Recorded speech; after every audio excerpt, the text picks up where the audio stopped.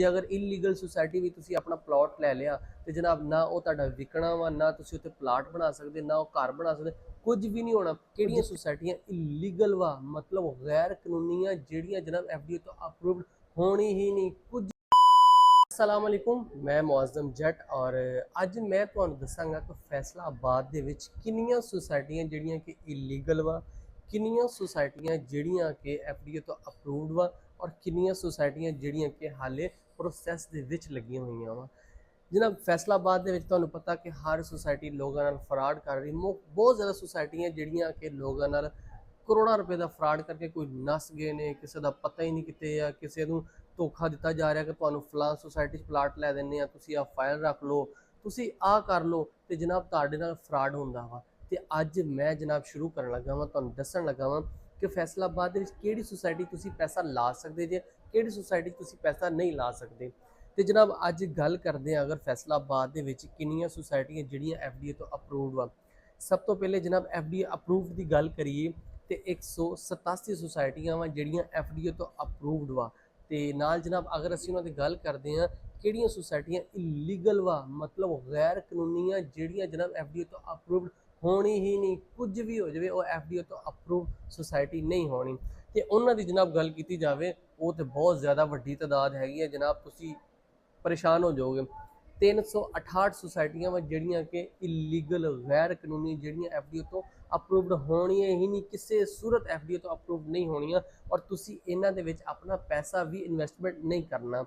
ਤੇ ਜਨਾਬ ਅਗਰ ਅੱਗੇ ਗੱਲ ਕਰਦੇ ਹਾਂ ਆਪਾਂ ਦੋ ਜਿਹੜੀਆਂ ਅੰਡਰ ਪ੍ਰੋਸੈਸ ਆ, ਮਤਲਬ ਜਿਹੜੀ ਸੁਸਾਇਟੀ ਹਾਲੇ ਪ੍ਰੋਸੈਸ ਦੇ ਵਿੱਚ ਲੱਗ ਜਾਂਦੀ ਆ, ਜਿਹੜੀ ਸੁਸਾਇਟੀ ਕੁਝ ਐਫਡੀਏ ਦੇ ਲਾਅ ਦੇ ਮੁਤਾਬਕ ਪੂਰੀ ਹੁੰਦੀ ਆ, ਉਹਨਾਂ ਨੂੰ ਪਤਾ ਹੁੰਦਾ ਕਿ ਇਹ ਐਫਡੀਏ ਤੋਂ ਅਪਰੂਵਡ ਹੋ ਜਾਏਗੀ, ਉਹਨੂੰ ਉਹ ਪ੍ਰੋਸੈਸ ਦੇ ਵਿੱਚ ਪਾ ਦਿੰਦੇ ਆ।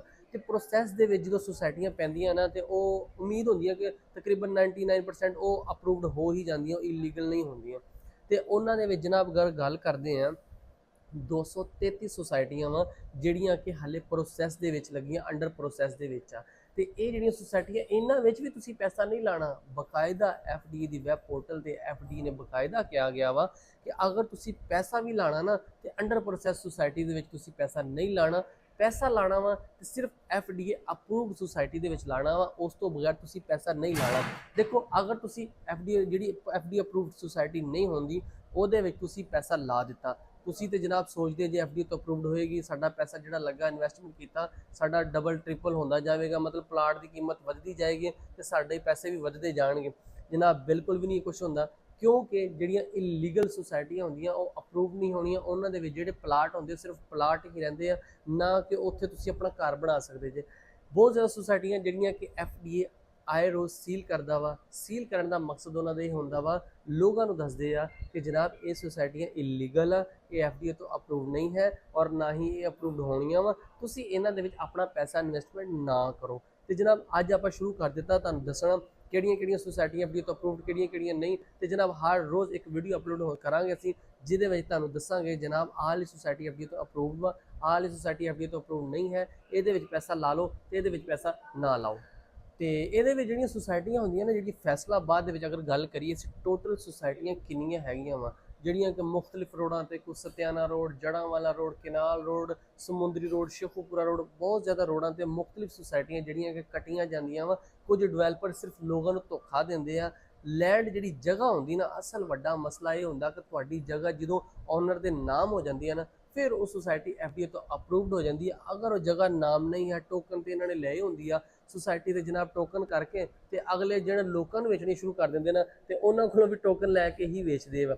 ਤੇ ਜਨਾਬ ਉਹ ਸੁਸਾਇਟੀਆਂ ਇਲੀਗਲ ਹੁੰਦੀਆਂ ਵਾ, ਐਫਡੀਏ ਤੋਂ ਅਪਰੂਵਡ ਨਹੀਂ ਹੁੰਦੀਆਂ। ਤੇ ਜਨਾਬ ਇਹ ਫੈਸਲਾਬਾਦ ਵੀ ਤੁਸੀਂ ਚੈੱਕ ਕਰੋ ਕਿ 788 ਸੁਸਾਇਟੀਆਂ ਵਾ ਟੋਟਲ, ਜਿਹੜੀਆਂ ਸੁਸਾਇਟੀਆਂ 788 ਸੁਸਾਇਟੀਆਂ ਵਾ ਫੈਸਲਾਬਾਦ ਦੇ ਵਿੱਚ। ਤੇ ਜਨਾਬ ਇਹਨਾਂ ਦੇ ਵਿੱਚੋਂ ਅਪਰੂਵਡ ਸਿਰਫ 187 ਸੁਸਾਇਟੀਆਂ ਜਿਹੜੀਆਂ ਕਿ ਐਫਡੀਏ ਤੋਂ ਅਪਰੂਵਡ ਵਾ। 368 ਸੁਸਾਇਟੀਆਂ ਇਲੀਗਲ, ਅਪਰੂਵਡ ਹੋਣੀਆਂ ਹੀ ਨਹੀਂ, ਕੁਝ ਵੀ ਹੋ ਜਾਵੇ ਉਹਨਾਂ ਨੂੰ ਤਾਂ ਤੁਸੀਂ ਉਹਨਾਂ ਦੇ ਬਾਰੇ ਸੋਚਣਾ ਹੀ ਨਹੀਂ। ਤੇ ਜਨਾਬ ਜੇ ਸੋਚਣਾ ਵਾ ਸਿਰਫ ਅੰਡਰ ਪ੍ਰੋਸੈਸ ਜਿਹੜੀਆਂ ਸੁਸਾਇਟੀਆਂ ਉਹਨਾਂ ਵਿੱਚ ਵੀ ਸੋਚ ਸਕਦੇ ਜੇ, ਤੇ ਨਾਲੇ ਜਿਹੜੀ ਐਫਡੀਏ ਤੋਂ ਅਪਰੂਵਡ ਵਾ ਉੱਥੇ ਤੇ ਤੁਸੀਂ ਬਿਲਕੁਲ ਅੱਖਾਂ ਬੰਦ ਕਰਕੇ ਆਪਣਾ ਪੈਸਾ ਲਾ ਸਕਦੇ ਜੇ।